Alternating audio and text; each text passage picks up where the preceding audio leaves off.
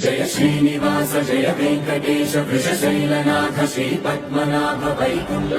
Hello all, బాగున్నారా? Welcome back to our channel Rajani's house.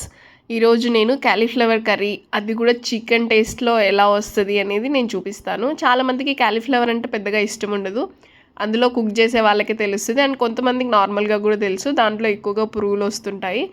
కానీ మనం ఇంట్లో క్యాలీఫ్లవర్ కూర అయితే తినం, కానీ బయట గోబీ అయితే తింటాము. గోబీ ఇంకా క్యాలీఫ్లవర్తోనే కదా తయారు చేసేది. అక్కడ కంటే ఇంకా ఇంట్లో మనం హైజీన్గా చేసుకుంటాం. అక్కడ వాళ్ళు పురుగులు ఉన్నా ఎలా చేస్తారో ఏంటో తెలీదు. ఇంట్లో మనం ఇలా చేసుకొని తింటే సూపర్ టేస్ట్ ఉంటుంది. పురుగులు ఉండవు, ఏముండవు. ఒకవేళ పురుగులు ఉన్నా కానీ ఎలా తీసేసుకోవాలో చెప్తాను. యాక్చువల్గా ఇలా కట్ చేసుకొని రాగా మాత్రం మనం వండుకోకూడదు, ఖచ్చితంగా ఉడకబెట్టుకోవాలి వాటిని. ఇదైతే చాలా ఫ్రెష్గా ఉందని మార్నింగ్ మార్కెట్ నుంచి తెచ్చాను. 30 రూపీస్ పడింది నాకు. అది మొత్తం తీసేసాక కొంచెమే వచ్చింది ఫ్లవర్. ఈ కర్రీ అయితే నేను చెప్పినట్టు చేస్తే ఖచ్చితంగా చికెన్ని మాత్రం రీప్లేస్ చేస్తుంది. యాక్చువల్గా మా అమ్మ చేస్తుంది, చాలా ఇష్టం నాకు. చిన్నప్పటి నుంచి కూడా బాగా తినేదాన్ని క్యాలీఫ్లవర్ కర్రీ. సో ఒకరోజు కాల్ చేసి అడిగాను, ఈ క్యాలీఫ్లవర్ కర్రీ నువ్వు ఎలా చేసావా ఒకసారి చెప్పు నాకని. ఇంకా అప్పటి నుంచి నేను ఇదే ప్రాసెస్ చేసుకుంటూ ఉన్నాను. చాలా సింపుల్ ఇంగ్రీడియంట్స్తోనే హాస్టల్లో ఉండే వాళ్ళైనా సరే, నార్మల్గా ఇంట్లో వాళ్ళైనా సరే, ముఖ్యంగా బయట ఉండి వండుకొని తింటుంటారు కదా, వాళ్ళకైనా సరే సింపుల్ ప్రాసెస్, సింపుల్ ఇంగ్రీడియంట్స్తోనే చూపిస్తాను. ఫస్ట్ ఆయిల్ వేసుకొని పోపు వేసుకోవాలి. తర్వాత టొమాటో, ఆనియన్స్ అయితే ఇది ఒక 1/2 kg అంత ఉంటుంది కాబట్టి 4 టొమాటోస్ తీసుకున్నాను నేను.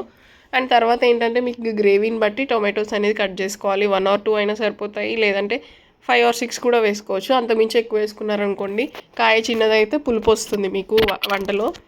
తర్వాత వాటిని కొంచెం సేపు మగ్గనిచ్చేసి ఇక్కడ మనం మసాలాకి ప్రిపేర్ చేసుకుందాం. ఇదే సీక్రెట్ మసాలా. దీంట్లో సీక్రెట్ మసాలా అంటే పెద్ద ఏదో లేదు, ప్రతి ఒక్కరు చేసుకునేది. బట్ ఇది వేస్తేనే చాలా టేస్ట్ ఉంటుంది. దీంట్లో ఇంకేమీ వేయకూడదు కూడా. దీంట్లో ఇది ఏంటంటే మనం కొబ్బరి, ధనియాలు అండ్ వెల్లుల్లి ఈ 3 మిక్స్ చేసుకొని పక్కన పెట్టుకోవాలి. మనం ఉడకబెట్టుకున్నాం కానీ దానికంటే ముందు ఇప్పుడు ఇవి మగ్గిన తర్వాత వీటిలోనే ఫస్ట్ మనం ఇవే వేయాలి. ఫస్ట్ మసాలా వేసి మంచిగా, ఎందుకంటే కొంచెం పచ్చిదనం అదంతా ఉంటుంది కదా వాటికి. దీంట్లోనే ఉప్పు, కారం, పసుపు వేసేసుకొని మసాలా వేసేసుకొని కొంతసేపు వాటిని మగ్గనియాలి. ఒక 5 minutes, అది కూడా సిమ్లో పెట్టి మగ్గనియాలి.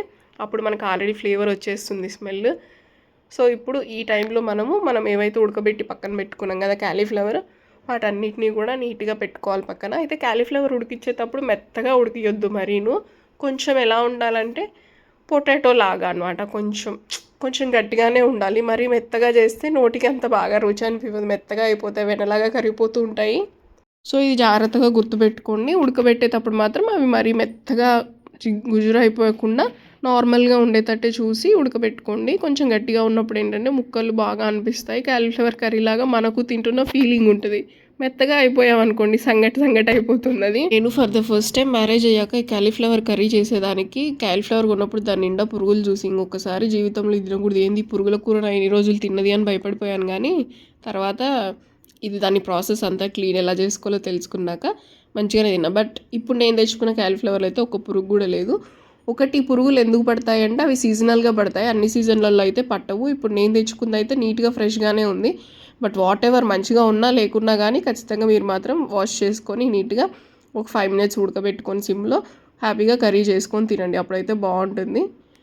ఇది ఈ వీడియో మీకు నచ్చిందని అనుకుంటున్నాను. బై ద వే ఏమైందంటే ఇక్కడ యాక్చువల్గా నేను కొబ్బరి చిప్పలో నుంచి కొబ్బరి తీస్తూ ఉంటే నాకు చెయ్యి ఇట్లా అది సడన్గా వచ్చి నరానికి కోసుకుంది. సో ఇదేమైనా ఇన్ఫెక్షన్ అవుతుందా ఏం అర్థం కావట్లేదు. కొంచెం నరానికి డీప్గానే తెగింది, చూస్తున్నారు కదా. అలా పెడితే వచ్చేస్తుంది బ్లడ్, చాలా భయం వేస్తుంది. స్వెల్లింగ్ కూడా వచ్చేసింది బాగా చెయ్యి వెంటనే. సో దానికి తర్వాత నేను కొంచెం పసుపు పెట్టాను, బట్ అయినా దీనికి సడన్గా ఏంటో నీరు గారుతూ ఉంది. సో మీకు ఏమైనా సజెషన్స్ ఉంటే చెప్పండి.